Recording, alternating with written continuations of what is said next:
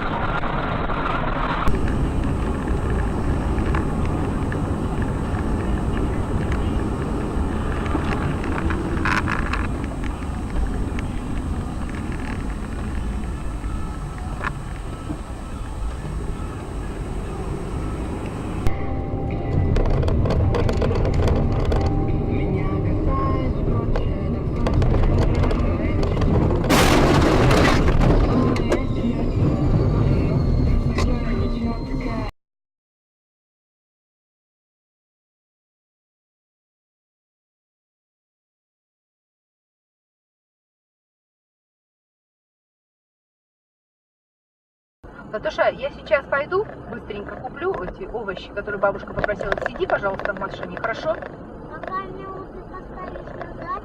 Да? Почему я тебя не беру с собой? Это отстегнуть надо.